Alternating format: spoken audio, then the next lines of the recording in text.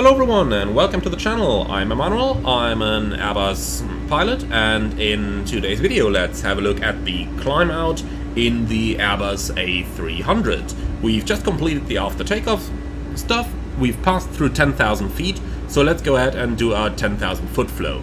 A couple of things for us to do over here. We're going to start on the overhead. Now, in the United States, we're going to keep the landing lights on until passing 18,000. Anywhere else, we can turn the landing lights off when passing 10,000. The seatbelt sign can go off as soon as no further turbulence is expected. And we are going to switch it off right now, since looking outside it doesn't look turbulent, does it? Alright then. Going further down, we no longer need the constraints, so we can either select airport, which is what I typically favor in the real world, or we can use something like the VOR displays over here, which I find quite handy in the simulator. The same on the FO side as well. Alright, then we go further down into the progress page, make sure that we are operating on GPS primary with a high accuracy, which should be on the progress page, but looks like in the A300 when we're climbing out it is not. Okay, well, the important thing, however, is that we are operating on GPS primary, and in case that would change, in case we would lose our GPS signal, we would get a message down in the scratch pad as well, and not 100% sure on the A300 if it would come on the nav display. Sure enough, in the newer Airbuses it does. Okay, and with that we are basically done with our 10 checks. So a couple of things for us to take care of as we climb in the A300. Now, first of all, we've got the modes down here. So if you go to the mode page, you can select between 3 different climb modes. We've got Econ, which is based on our cost index. Then we've got minimum fuel, which is based on the fastest possible climb. And finally we've got minimum time, which is based on the highest possible speed. Let's have a look at a couple of the different things that these modes will do. Let's go minimum fuel right now. You can see target speed goes down towards 250 knots, which is going to provide us the best rate of climb. If you go to minimum time, then you can see it goes just shy of the maximum speed, so 325. And if we fly cost index, that's obviously going to be the most economic for what our airline figured out for the flight. So,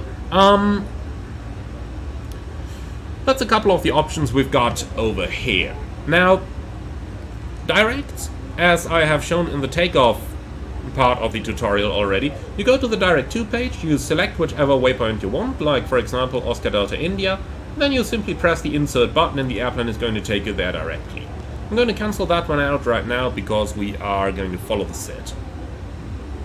As we are approaching the transition altitude, we are going to select our altimeters to standard. And there is a little trick how to make that easy on the primary altimeters, which is just by pulling out that button down there. So let's assume that we are passing the transition altitude in a couple of moments. We have to manually rotate the standby altimeter to 29902 or 1013, and on the primary altimeter we are just going to pull it out. So let me show you that now. Set standard, that's going to show the standard flag, but over here we need to do it manually.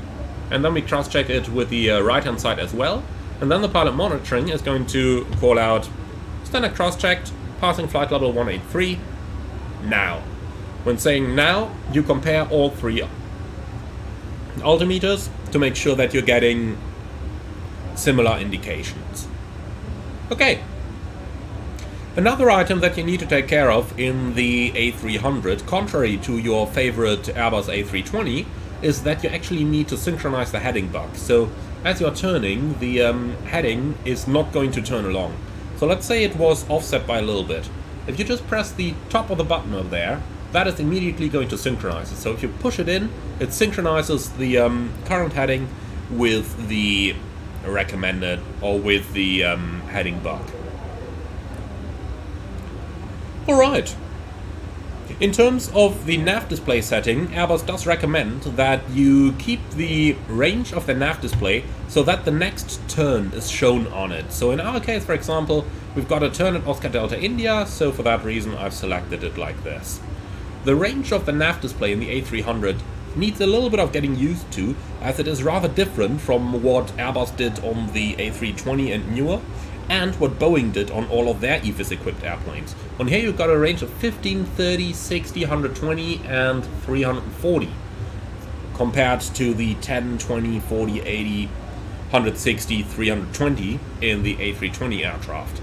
Now, it's not too much of a difference, but it needs a little bit of getting used to. For example, when you're in the lowest setting right now, then your display range is like 50% greater than the lowest setting on the A320. So you've got 5, 10, 15 miles up here. So that's something for you to keep your eyes peeled upon, that you keep aware of what your settings look like. Alright, apart from that, another thing we need to think of when we are climbing out is anti-ice. Now, when do we need to use anti-ice? Basically, when the true air temperature, that's the one we've got on the gauge up here, is plus 10 degrees centigrade or less, and there is visible moisture present. So over there is a little bit of visible moisture, so if we were to fly into those clouds up there, then we would turn the anti-ice on. Now, the anti-ice only needs to be on until the static air temperature, SAT, reaches minus 40 degrees centigrade. The reason for that is that the water is going to be so deeply frozen that it has no way of freezing anymore when the SAT is below minus, or is at or below minus 40 degrees. Where can we find that information? Have a look on the status page on the ECAM, SAT minus 32. So until that reaches minus 40 is where icing could possibly be encountered. Below that, we no longer need to worry about icing regardless of what the TAT is showing. In descent later on, that is going to be different. In the descent, you will need to use anti-ice whenever the TAT is below plus 10 degrees, but for the climb, you don't need to worry about that. Now, why is that? Why is there a difference? Well, that can be said quite easily. With the engines running at high power settings, the air is being compressed so much in the inlet of the engine already that it basically warms up a bit. Or warms up quite a bit, I should say. However, with the engines in idle thrust, that effect is going to go away, and therefore a risk of icing exists. Also, another logic can easily be applied over here, and that's quite simple. If your airplane is climbing, the chance to fly into warmer temperatures and therefore the chance to fly back into icing range is rather slim. If you're descending, you will eventually get back into it. And that's also part of the explanation of why it is different. Alright, so we are now continuing the climb on constant indicated airspeed until we reach the point in time where our target indicated airspeed is going to equal our target Mach number for the climb. Now, if we look down here, we can see that we are flying 319 knots, and for the cruise we aim for Mach 0.78.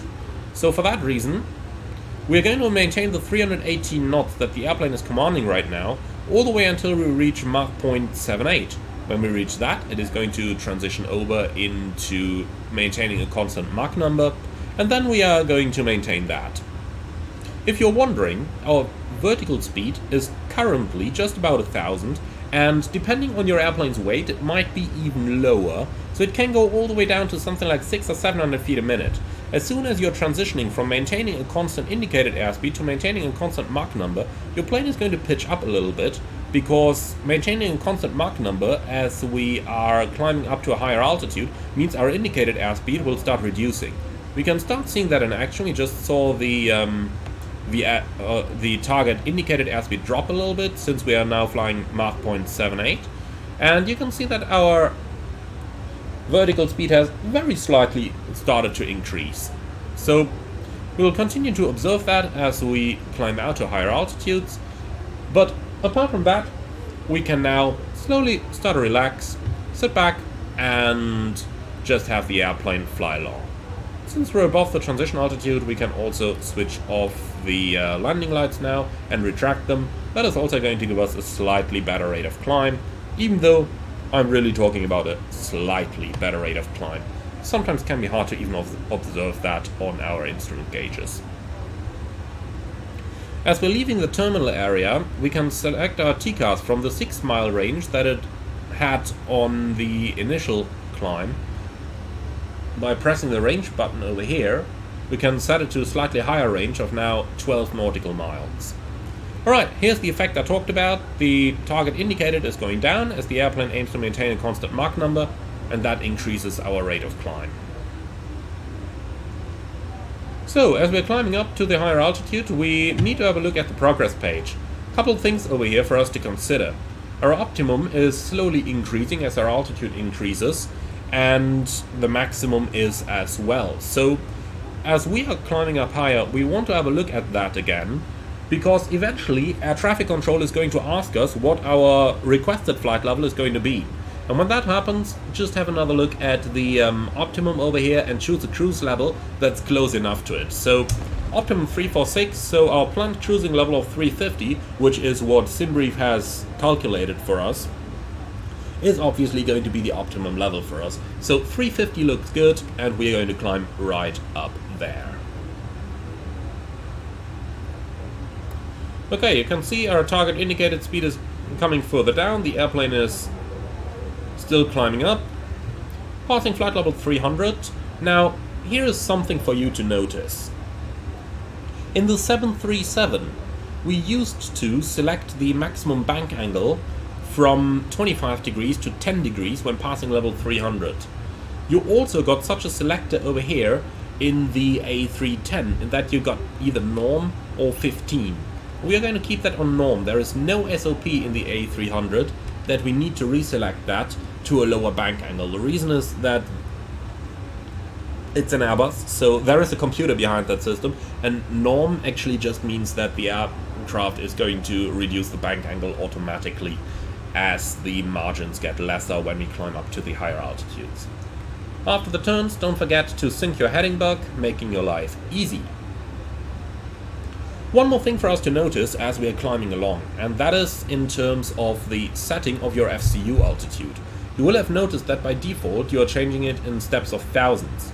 You can also change it in steps of hundreds. In order to do that, just push it in, and now you're changing in steps of hundreds.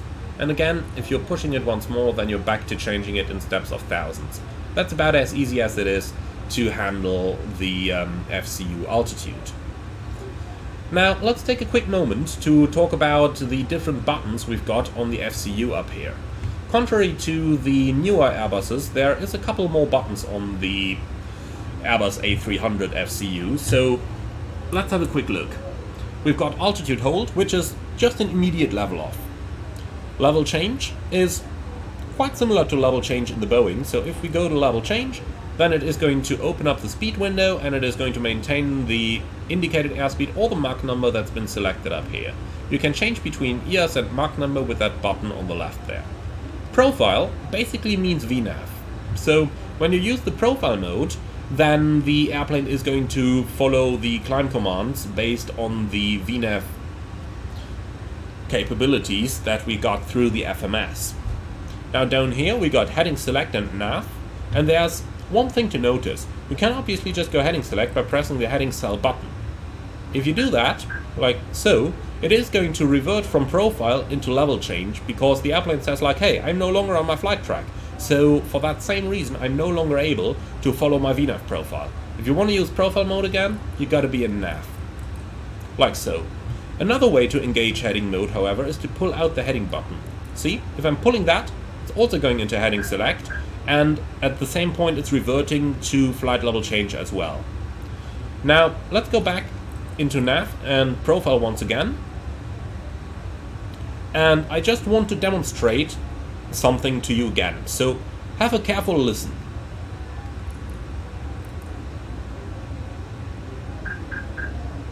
That triple chime that we just heard indicates a mode degradation. So We've been flying in profile mode, but when we went out of nav, it went into level change because it's no longer able to use profile. And for that reason, since the profile mode degraded into the level change mode, the airplane gave us that triple chime.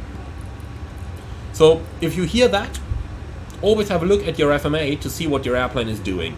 It indicated that a mode just degraded. It might also be nav going back in a heading, or profile going into level change, things like that.